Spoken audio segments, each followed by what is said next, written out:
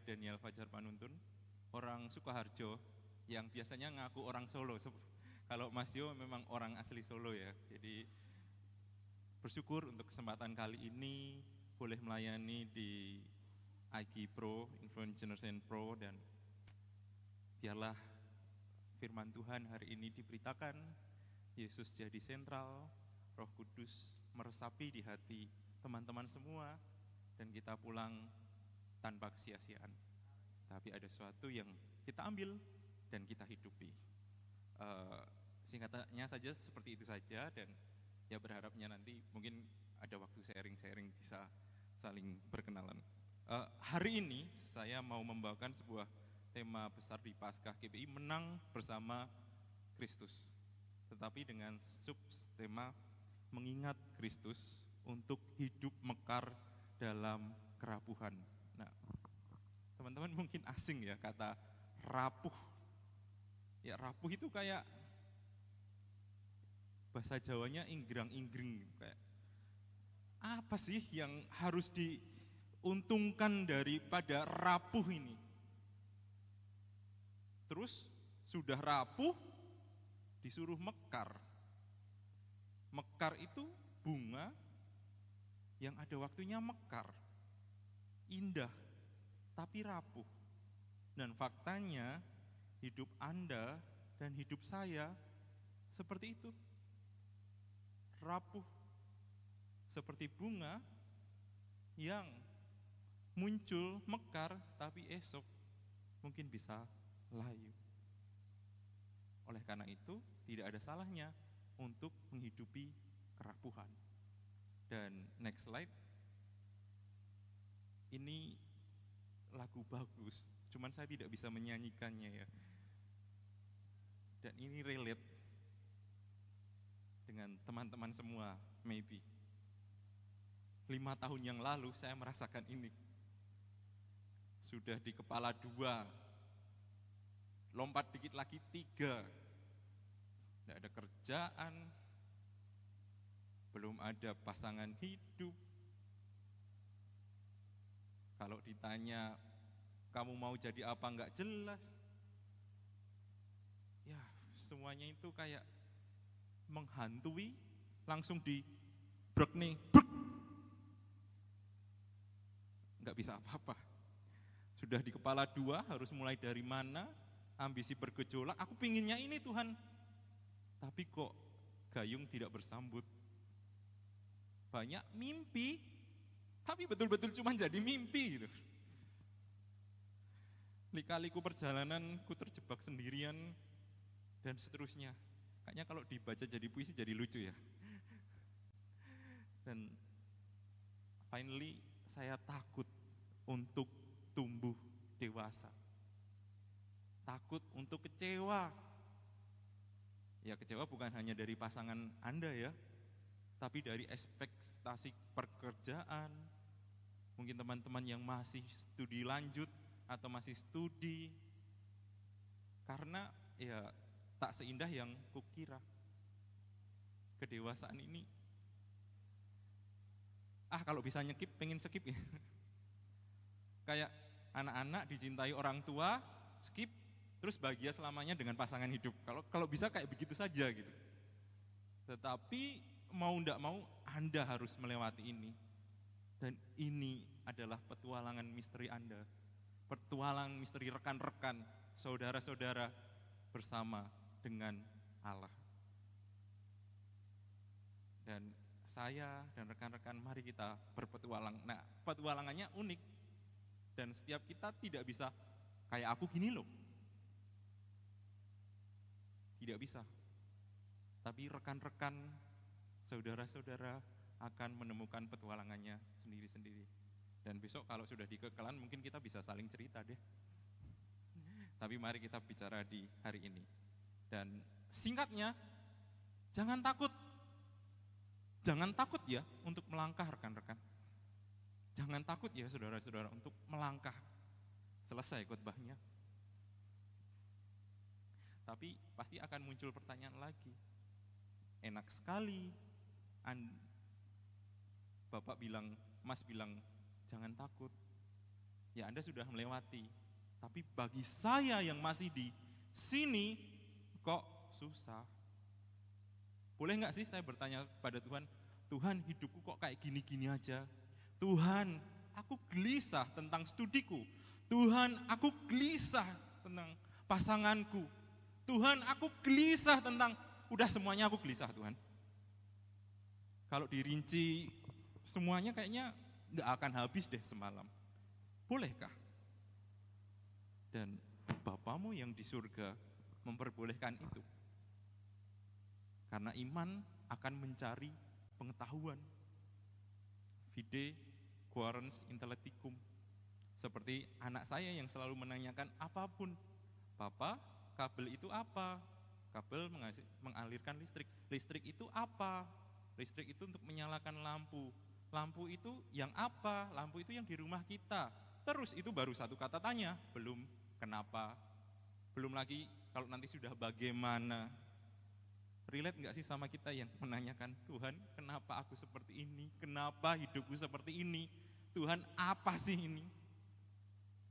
Tapi apakah Allah akan membencimu? Tidak.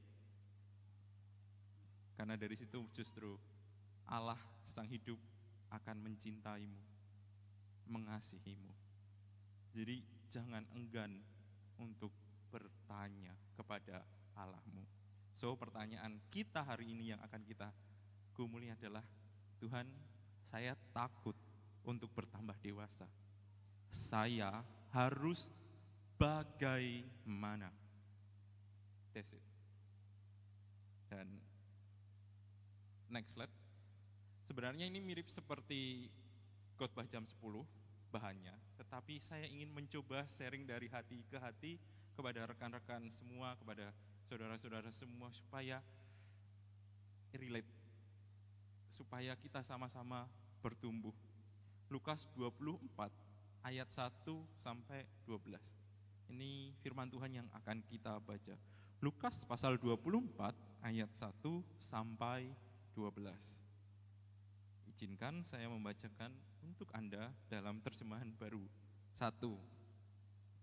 Lukas pasal 24 ayat 1 sampai 12. Demikian firman Tuhan. Tetapi pagi-pagi benar pada hari pertama minggu itu mereka pergi ke kubur membawa rempah-rempah yang telah disediakan mereka. Mereka mendapati batu sudah terguling dari kubur itu. Dan setelah masuk, mereka tidak menemukan mayat Tuhan Yesus. Sementara mereka berdiri termangu-mangu karena hal itu. Tiba-tiba ada 2 orang berdiri dekat mereka, memakai pakaian yang berkilau-kilauan. Mereka sangat ketakutan dan menundukkan kepala.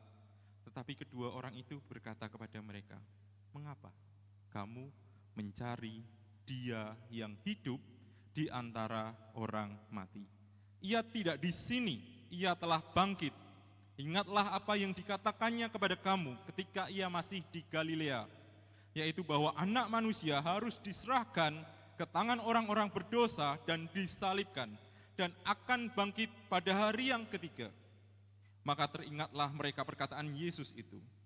Dan setelah mereka kembali dari kubur, mereka menceritakan semuanya itu kepada 11 murid dan kepada semua saudara yang lain. Perempuan-perempuan itu adalah Maria Magdala dari Magdala, dan Yohana, dan Maria ibu Yakobus, dan perempuan-perempuan lain juga yang bersama-sama dengan mereka memberitahukannya kepada rasul-rasul. Tetapi bagi mereka perkataan-perkataan itu seakan-akan omong kosong, dan mereka tidak percaya kepada perempuan-perempuan itu. Sungguh pun demikian, Petrus bangun, lalu cepat-cepat pergi ke kubur itu. Ketika ia menjenguk ke dalam, ia melihat hanya kain kafan saja. Lalu ia pergi dan ia bertanya dalam hatinya apa yang kiranya telah terjadi. Ya, penulis Lukas memberikan acknowledge, penghargaan kepada tokoh perempuan di hari Paskah.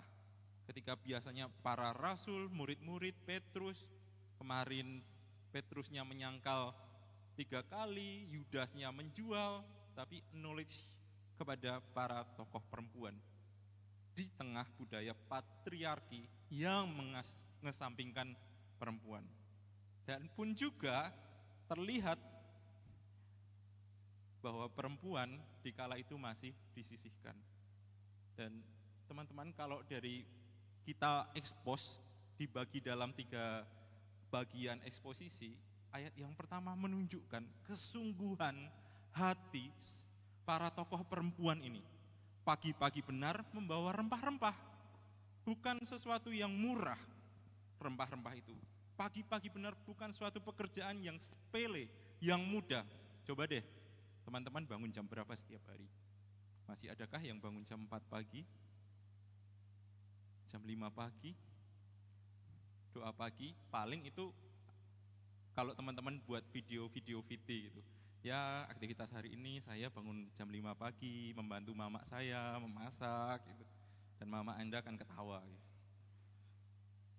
Dan itu memang pekerjaan yang serius, bangun pagi-pagi benar dan membawa rempah-rempah dan diberikan oleh tokoh perempuan. Dan dalam penafsiran pribadi saya, ini bisa salah tetapi bisa relate bahwa ketulusan hati seseorang dapat dilihat di Alkitab oleh 2 tokoh, anak-anak dan perempuan. Ketika murid-murid Yesus menegur anak-anak yang datang kepada Yesus, jangan datang. Tapi Yesus malah, biarlah anak-anak itu datang. Karena Tuhan Yesus melihat ketulusannya. Tetapi kalau tokoh perempuan selalu memberikan pelayanan, melayani dengan hartanya, dengan kekuatannya, tapi dia tidak pernah menanyakan sesuatu. Beda halnya ketika Petrus, Tuhan, aku sudah meninggalkan keluargaku, meninggalkan rumahku, hartaku, apa yang kudapat? Yakobus dan Yohanes, Tuhan, ketika engkau dalam kemuliaan, siapa dari antara kami yang duduk di sebelah kananmu? Tapi kebanyakan tokoh wanita melayani. Ya, karena mereka waktu itu tersisihkan. Tapi melihat ketulusannya, kita bisa melihat iman yang tulus. Dan teman-teman pernah nggak sih mengerjakan sesuatu dengan sesungguh hati? Pasti iya kan? Salah satunya adalah tugas akhir ataupun di pekerjaan. Saya mengerjakan tesis tahun 2017 ke 2018. Saat itu proposal. Sungguh-sungguh mengerjakan tesis, sungguh-sungguh dong. Nggak mungkin ambil sana, ambil sini, comot sana, comot sini. Naskah-naskah internasional, jurnal artikel internasional diartikan, dibaca, dikutip, dikritik, dan seterusnya. Pasti semuanya relate. Dan itu kita berikan dengan segenap hati kita. Dan saya percaya pasti teman-teman juga melakukan itu. Tapi skip dulu cerita saya ini, kita lihat peri lanjutnya, narasi yang kedua bahwa Yesus tidak ada di kubur, Yesus bangkit. Dan biasanya ketika kita melakukan sesuatu dengan sungguh-sungguh, itu harus ada motivasinya. Karena begitu kata Goldman. Apa motivasinya? Ya karena Kristus. Seperti wanita yang mau datang pagi-pagi benar, karena dia mengasihi Kristus. Kristus mengasihi para tokoh perempuan, dan para tokoh perempuan mengasihi. Dan saya yakin pasti kalian, teman-teman, saudara-saudara, di sini pun juga saya, ketika mengasihi Tuhan, kita akan melakukan segala sesuatu dengan sungguh-sungguh. Karena ayatnya jelas, lakukan segala sesuatu seperti untuk Tuhan. Kolose 3 ayat 23. Namun, ayat yang ke-11 ini menampar. Perkataan itu seakan-akan seperti omong kosong. Apa karena perempuan harus disisihkan seperti ini? Dianggap omongan mereka ini tipu-tipu, omongan mereka ini tidak kredibel. Dan Lukas mencatat ini dengan presisi untuk memberikan tafsiran bebas kepada kita. Dan faktanya kita juga seperti itu. Saya ketika mengerjakan tesis proposal, 5 orang ujian proposal tesis kala itu. Dan yang tidak lulus saya sendiri. Dari 5 orang, saya sendiri yang nggak lulus dan harus ngulang. Judulnya masih saya simpen, tapi sudah terpublikasi. Rasanya itu kayak, udahlah semua diruntuhkan kepada Anda, apa aku mau keluar kuliah aja ya?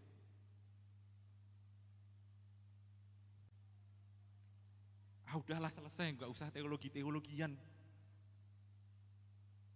Tapi di sisi lain, sudah bayar nih, gimana? Rasanya harus mengalami kegagalan, itu menyakitkan.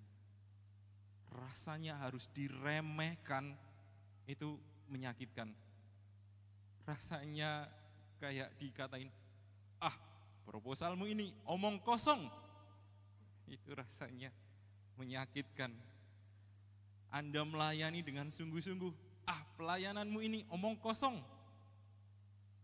Dan ketika Anda pun bekerja dengan sungguh-sungguh, cuman dimarah-marahi sama atasan. Ini gimana sih Tuhan? Gimana? Tapi Alkitab tidak memberikan bahwa kesaksian yang lain bahwa tokoh perempuan ini undur dari pelayanan. Dan justru Maria Magdala, yang di sisi lain di Yohanes disebutkan Maria Magdalena, itu merupakan tokoh orang suci. Belajar dari tokoh perempuan dan ketulusannya ketika menyambut Paskah, menyambut kebangkitan, kita bisa langsung belajar teladan imannya. Ayo seperti para tokoh perempuan, beriman, kuat, lihat pada pengharapan di masa mendatang, janji keselamatan, selesai. Aman hidup kita meskipun Anda gagal. Tapi kegagalan itu masih tetap tinggal, kekecewaan itu masih tetap tinggal, rasa sakit diremehkan, rasa takut, kegelisahan. Nanti gagal lagi gimana ya Tuhan? Dan proposal tesis saya nanti gagal gimana ya Tuhan? Tapi kalau teman-teman melihat saya, berarti saya sudah melaluinya dan saya bersyukur. Sekarang kok ya ada ujian lagi, namanya proposal disertasi. Noel juga mungkin relate. Kayaknya hidup ini semua ujian-ujian saja ya. Ada ujian nasional, ada ujian skripsi, tesis. Lantas bagaimana? Belajar dari tokoh iman perempuan, selesai. Rasa sakitnya gimana? Diabaikan. Rasa sakitnya, udahlah, skip aja. Tidak. Anda punya Tuhan Yesus yang menghargai rasa sakit Anda, menghargai kecewanya Anda, menghargai kegelisahan Anda. Dan next slide, kita melihat, saya ingin menambahkan suatu kenyataan bahwa kalau saya harus mekar dalam kehidupan seperti para tokoh perempuan, gimana? Itu kan nanti, sekarangnya gimana? Next slide, saya mengajak kita merenungkan sebuah tradisi Sabtu Sunyi, Holy Saturday. Mungkin jarang diekspos karena kebanyakan Jumat Agung, Sabtu, terus Minggu. Kesengsaraan, kematian, dan kebangkitan. Nah, di sini kita bisa melihat dari dua perspektif, para murid dan juga Yesus ketika di dalam penantiannya. Sally Rambo berujar bahwa Sabtu Sunyi merupakan imajinasi seorang saksi di tengah antara kematian dan kehidupan. Teman-teman, diremehkan itu enggak enak, gagal itu enggak enak. Dan tidak ada yang mau hidupnya sekarang ini gagal. Kalau gagal sekali enggak apa-apa, tapi kalau berkali-kali terus runyam. Kayak, aku ini berharga enggak sih? Kok kegagalan selalu menghantui aku? Kok aku nggak bisa ya seperti dia yang selalu berhasil? Kok aku seperti ini Tuhan? Dan Rambo juga menambahkan dalam studinya, trauma merupakan luka yang tidak pergi, the remaining suffering. Tapi kita tidak akan membahas trauma secara klinis. Tetapi ada satu yang juga tetap tinggal dalam hidup Anda akibat dari Anda diremehkan, yaitu kegelisahan. the remaining anxiety. Gak ada yang gak gelisah menapaki hidup ini. Karena itu misteri Tuhan yang membingungkan. Lantas gimana kita melihat ini? Maka tidak ada salahnya menjadi seorang yang rapuh, mengakui kerapuhan itu. Mengingat bahwa Kristus adalah Allah yang sejati, yang merengkuh natur manusia sejati. Untuk apa? Untuk berbela rasa dengan Anda, untuk merasakan sakitnya Anda, untuk merasakan kegelisahan Anda. Maaf, kegelisahan rekan-rekan semua di dalam Sabtu Sunyi ini. Sebelum nanti akan melalui ke Paskah. Maka next slide. Allah yang merapuh dalam Kristus melewati suatu transisi yang disebut Sabtu Sunyi. Menawarkan bela rasa Kristus. Menawarkan bela rasa Kristus yang juga telah merengkuh kegelisahan kita. Keadaan di antara kematian dan kehidupan, seperti luka yang tetap tinggal, dan keadaan di antara kegelisahan untuk hidup maju dan mundur di tengah quarter life crisis. Teman-teman, susah mengatasi kegelisahan. Tetapi mari kita bayangkan Anda berada dalam perspektif murid, menggantungkan seluruhnya kepada Yesus, tapi ketika Jumat Agung, Tuhan Yesus wafat. Kalang kabut semuanya.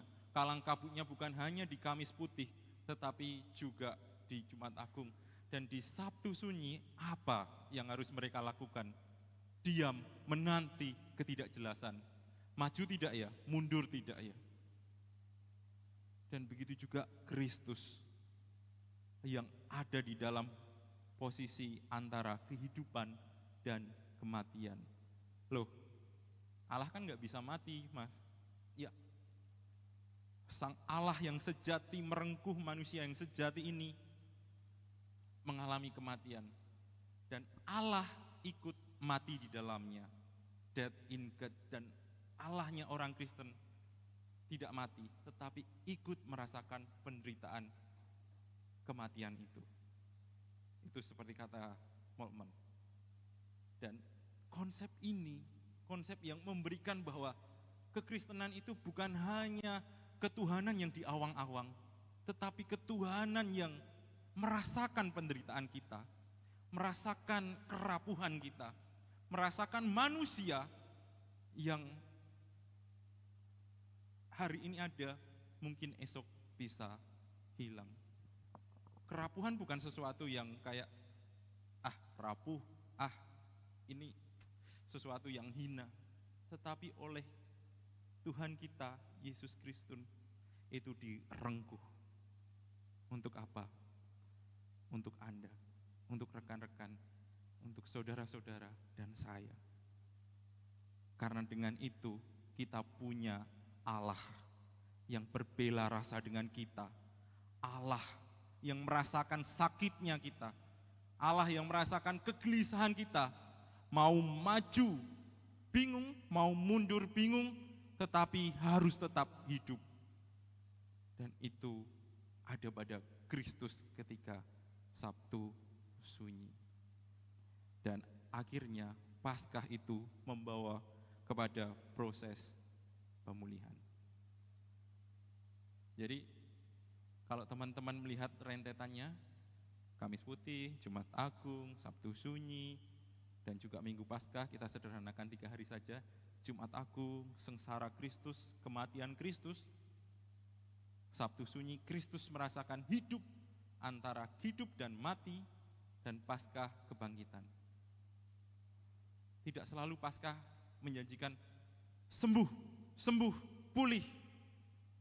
Tetapi ingatlah Sabtu Sunyi, momen ketika Kristus berbela rasa dengan Anda. Mungkin Anda saat ini masih, rekan-rekan saat ini masih merasakan kegelisahan yang tetap tinggal, masih belum bisa pulih, it's okay. Tapi yang jelas, fajar Paskah itu akan datang. Fajar Paskah itu akan nyata di hati teman-teman. Dan next slide. Ya, sebelum ke slide ini, saya mau cerita dulu teman-teman. 2018, ketika tesisnya gagal, proposalnya gagal, akhirnya saya kebut. Puji Tuhan, selesai. Akhirnya 2018 lulus lah begitu. Tapi ternyata kelulusan itu membawa kegelisahan yang lain lagi. Sudah lulus, tapi belum dapat kerjaan. Gimana sih rasanya kalau sudah dapat title, belum dapat kerjaan, mau minta uang kepada orang tua, sungkan, tapi kerjaan belum ada. Rasanya itu juga menggelisahkan sekali. Tapi akhirnya saya belajar untuk Tuhan, ketika Engkau menyertai saya dalam tesis, maka Tuhan menyertai saya dalam hal pekerjaan. Akhirnya di dalam kerapuhan itu saya tetap terus berusaha. Maka kata kuncinya mekar dalam kerapuhan adalah ya terus untuk hidup, tidak menyerah apapun kondisinya. Dan singkatnya saya mendapatkan pekerjaan yang jauh sekali di Sulawesi Selatan, tapi itu merupakan salah satu pekerjaan yang saya dambakan. So teman-teman, mungkin bukan waktu lagi kita bertanya, Tuhan, kenapa saya seperti ini? Kenapa kok saya berbeda dengan dia? Kenapa saya masih di level-level ini saja? Tapi bukan kita yang bertanya kepada kehidupan, tetapi kehidupan yang bertanya kepada kita. Saya kopas dari statusnya Prof. Joas, bahwa rupanya memang akan sia-sia kalau hidup ini hanya mencari makna hidup di tengah kepungan penderitaan. Sebab kita yang dicari oleh sang kehidupan dan ditanyai, kita harus menjawabnya. Apa jawaban kita sesungguhnya menjadi pilihan kita. Respon kita akan mendefinisi apakah hidup kita mampu hidup dengan bertanggung jawab atau responsible. Kalau bingung-bingung dipersingkat oleh Wakil Gembala GPI Miracle Service, opanya Kina. Bukan masalah benar apa salah, tetapi yang penting adalah respon Anda, respon saudara-saudara. Teman-teman, menghidupi kerapuhan itu perkara yang susah. Apalagi mekar di dalam kerapuhan. Tetapi ingatlah bahwa Kristus telah merasakan sakitmu, merasakan posisi gelisah antara mati dan hidup. Maka ayo kita menghidupi kerapuhan ini. Dan juga menilik iman para tokoh perempuan yang tetap terus maju. At the end, next slide. Pesan dari khotbah ini adalah untuk hidup mekar dalam kerapuhan. Imajinasi akan bela rasa Kristus di Sabtu Sunyi dan ketegaran iman para perempuan menolong kita untuk hidup mekar dalam kerapuhan kita. Dan terakhir, next slide. Selamat menghidupi kerapuhan dengan hidup mekar melalui proses mengimajinasikan Kristus yang telah berbela rasa dengan kita untuk mengalahkan kegelisahan kita, the remaining anxiety, melalui Sabtu Sunyi dan ketegaran iman para perempuan ketika menilik kubur. Dan akhirnya selamat Paskah. Teruslah hidup, teruslah berjuang, mekarlah, mekarlah, mekarlah. Kristus menyertai Anda senantiasa. Saya undang tim musik untuk maju ke depan. Tadi belum ngomong ya, tapi semoga bisa diiringi. Ubah hatiku seperti hatimu. Kita mendambakan kemekaran di dalam Kristus.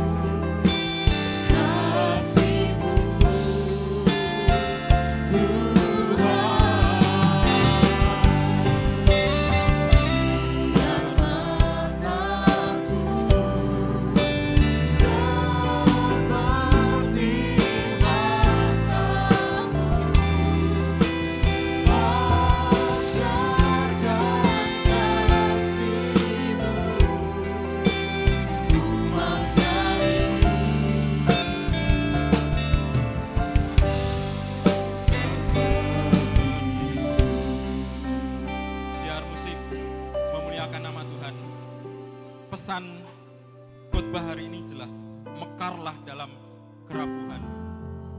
Dan tantangan yang harus kita responi, bersediakah Anda mekar? Dan untuk menolong kemekaran dalam kerapuhan ini, Tuhan menyediakan komunitas ini. Tantangannya, bersediakah Anda untuk menghidupi komunitas ini dalam kerapuhan Anda? Setia dalam kegiatan-kegiatan pemuritan fresh yang dilakukan. Setia dalam ibadah minggu. Setia bertegur sapa dengan komunitas. Dan juga membawa jiwa-jiwa baru ke dalam komunitas ini. Untuk apa? Bukan untuk gereja ini tentunya. Tetapi untuk saling menguatkan. Untuk membagikan kasih Kristus. Untuk membagikan semangat Kristus, untuk menguatkan satu dengan yang lainnya. Bersediakah kita? Tantangan yang harus diresponi dari dalam hati kita masing-masing. Dan kita katakan, ubah hatiku Tuhan seperti hatimu.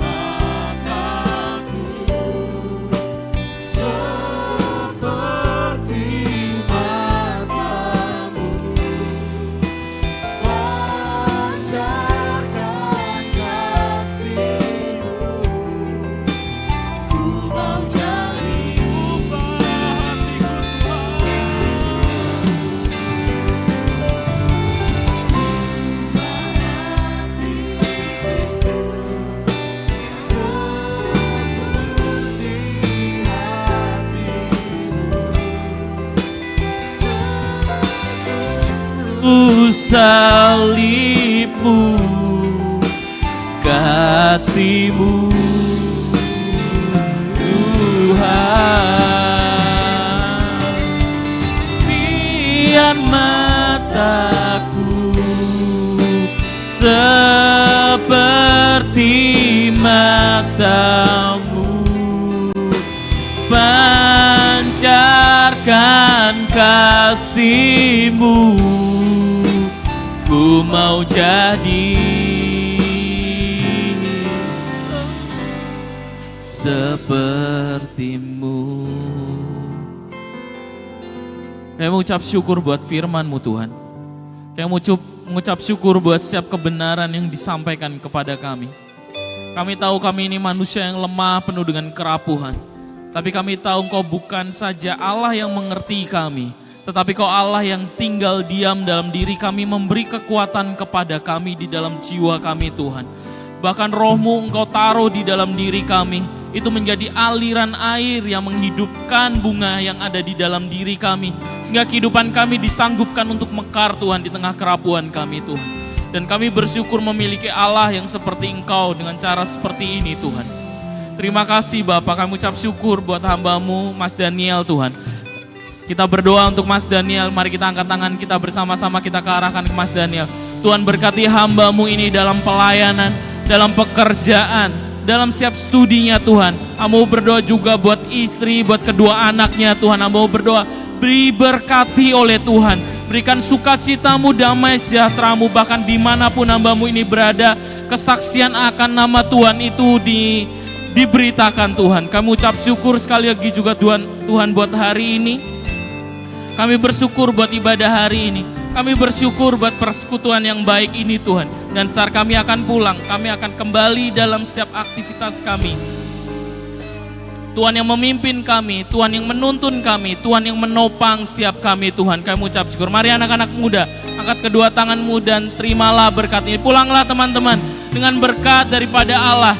Dengan berkat sukacita, damai sejahtera, hikmat, kreativitas. Sehingga apapun yang kalian perjuangkan, dibuat berhasil oleh Tuhan dan kalian mempermuliakan nama Tuhan. Diberkati dengan keteguhan hati dalam setiap tantangan yang kalian hadapi. Pulanglah teman-teman dengan berkat daripada Allah Bapa, cinta kasih daripada Yesus Kristus, dan persekutuan yang erat dengan Roh Kudus menyertai kalian semua mulai hari ini sampai selama-lamanya.